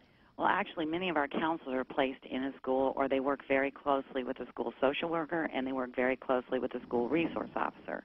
Most of Florida's public schools have school resource officers who are either sheriffs or police department who are trained to deal with youth and who know about status offenders and who know what their problems generally are and what their needs are, and they certainly know that we exist. We have our governmental affairs board of directors goes to the sheriff conferences regularly. A person in my office who's our outreach liaison goes to the sheriff's conferences, go to the police chief conferences in Florida, so that we are constantly linked to law enforcement because we believe that's critical because they are in the schools, and to the school social workers. They are vital to us because they often see signs of what's going on, but their caseloads are very high. So we share information back and forth. But I do think most teachers, most school social workers, most school counselors know when a child is on the brink and know when they're headed for trouble. So we rely on the schools very heavily to tell us that. And I think we've seen some very effective cross-system solutions. We've evaluated 7 programs for OJJDP, and one of them was in Long Island, where the probation department actually put a probation officer in the school and who served on the child study team, but also ran a home room every day where those kids who identified as having attendance problems or truancy issues would report to the home room, and if they didn't show for the home room after the kids went off to class, she would make home visits immediately. And she was a part of that school. She served on the child study team, just as another example of how we can work across systems. And I think Judge Beyer did a video as part of these presentations, and she actually holds court in a school, and so her presence is felt there, and she has good connections with people in the school. Okay. All right, we have another question. Ken, this question is for you. It says, who are the fundamental community leaders that are needed to develop a proactive intervention program? I think from our experience, it is the leadership that I mentioned before about the collaboration. And it's really a judge talking to a school superintendent, talking to a district attorney, talking to a police chief, those kinds at that level coming together and saying, we have a problem in this community, and it's a problem for all of us. For law enforcement, we find if we can intervene with these status offenders, we can lower daytime crime. we can get kids through school and they're more successful in school. So it's a win-win, and it's a matter of getting leadership from the bench, leadership from the school district, leadership from law enforcement and the district attorneys, I think, can be very helpful as the core group to convene this planning process of what to do with these kids. Okay, and one last question. What are some of the benefits of having legislatively driven status offense reform? That was one of the other questions that came in. I think that gives you consistency. If it's the law, then everyone has to do it. And then you will have a consistent response to how you're going to handle these cases, and hopefully the approach will be enforced consistently too. And I think that it forces everyone to do what he was saying, which is have a conversation with each other and say, this is how we're going to handle these types of cases. Okay. Actually, what it's doing, it's linking the criminal system with the relational system. It's forcing these to come together, and it's very helpful that way. And a quick response from you, Dee? Well, I also think that the state legislature is in a leadership role, and they are the voice of their constituents. And I think when the constituents speak and say, we care about status offenders and we want to serve them, that's what the law says. Okay. It says a message to the public. Yes, we care about this group of children, and we're going to help them. Okay, thanks so much. As we move toward the close of our program, we've heard a lot of good information from many wonderful experts in the juvenile justice and status offense fields. An essential and recurring theme that arises from these discussions has been that prevention and meaningful interventions with youth and families help children at risk of further delinquency, and it relieves congested and overextended judicial systems. We recently had an opportunity to talk with Judge Joan Beyer with the Jefferson Circuit Court Family Division in Louisville, Kentucky. Let's take a look at what Judge Beyer has to say about the effects juvenile status offenders have on the juvenile and family court system. This court, as do many courts around the country, look at court intervention not as a punitive approach, but as a prevention approach, and insist that those same issues that we discussed earlier about what are the underlying causes are addressed in the court system. So each status offender and their family that come to court, those questions are asked, not purely orders put into place to punish either the child or the parent. The role is to identify those underlying factors that are causing this child to commit an offense. Why aren't they going to school? Why are they running away and maybe not feeling safe at home? Why are their behaviors not controlled, and what other interventions do they need to be able to control their behaviors? Status offenses are not a child-focused issue solely. They are, in fact, a family-focused issue, so that when resources are provided or interventions are provided, we must understand that we have to address the family structure as a whole, and that includes not only the child that may be before the court, but the other children that may be in the home as well. One of the cries that we hear around the country of concern is that communities don't have sufficient resources to address these underlying issues. The courts have been a wonderful resource in bringing all the community players together at the table, that is opposed to just making this a school-related problem or a child protective-related problem or a social service problem. We look at this as a problem of the community and an issue for the community as a group to solve. If jurisdictions believe they have a problem with status issues, they first have to accept the nature, the depth, and the extent of the problem. First steps always involve all interested agencies and institutions that address children's and families' needs to sit down and measure realistically the depth and the width of the problem in their community. And before we say goodbye, we have closing remarks, and we're going to begin with OJJDP Administrator Bob Flores. Thanks, Doris. First, I want to thank all of the panelists who joined us today for the excellent work that they're doing on behalf of children and their families, and for assisting us in this broadcast. I also want to thank Harry Wilson of the Family and Youth Services Bureau at HHS, and Karen Mathis and Dwight Smith of the American Bar Association. I want to provide a special thank you to Jessica Kendall and Howard Davison of the ABA Center on Children of the Law, and my OJJDP staff for all their work in putting together the panels and content of this broadcast.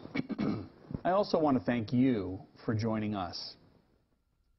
As you work to support and intervene early with troubled children and their families, I hope you'll use the strategies and resources that were discussed today. President Bush has said it's the capacity of citizens to take action to solve problems that defines the true greatness of America. On behalf of OJJDP, thank you very much. And thank you, Bob.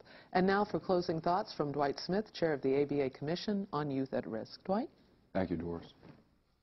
We leave today with one crucial order of business. We must not wait another 30-plus years before revisiting the topic of juvenile status offenders. We must together commit to devise new solutions, and we must commit to do so quickly. Status offenses demand our attention. As we heard today, the consequences of inaction are enormous, but we know there are promising approaches that have helped save troubled young people before they're labeled as offenders and before their lives may run hopelessly off course. In responding to status offenders, a service and treatment approach that is family-focused and which assesses the needs of youth and their families is critical. The ABA is on record encouraging states and localities to provide parents and children with critical services without requiring a child's adjudication as an offender. We simply must provide these much-needed social services without and before requiring a child in need to be labeled an offender. The American Bar Association will continue to address these vital issues and explore solutions. At the ABA's mid-year meeting in Miami, Florida next month, a presidential showcase presentation will focus on the needs of juvenile status offenders to illuminate issues that must be confronted. The ABA Commission on Youth at Risk, assisted by the ABA's Center on Children and the Law, continues to develop policy to help guide federal and state governments as they grapple with the most appropriate legal reforms in the area of status offenses. And the Youth at Risk Commission will continue to sponsor public service roundtables throughout the nation to bring together the diverse but passionate groups that help young people all across America.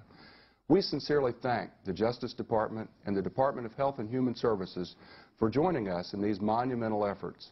But I now ask each of you who have observed today's presentation to take the next steps, to press on until collectively we can consistently help guide these troubled young people who are now labeled status offenders and their families toward more successful and productive lives and citizenship.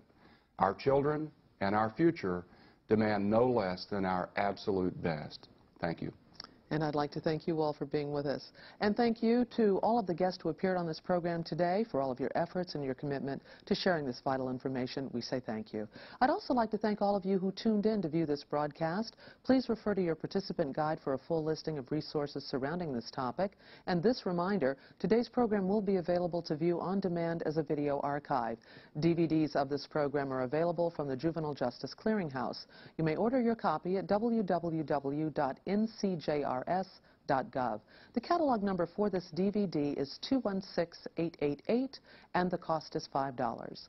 For the Office of Juvenile Justice and Delinquency Prevention, the Family and Youth Services Bureau, and the American Bar Association Commission on Youth at Risk, I'm Doris McMillan. Thanks so much for joining us.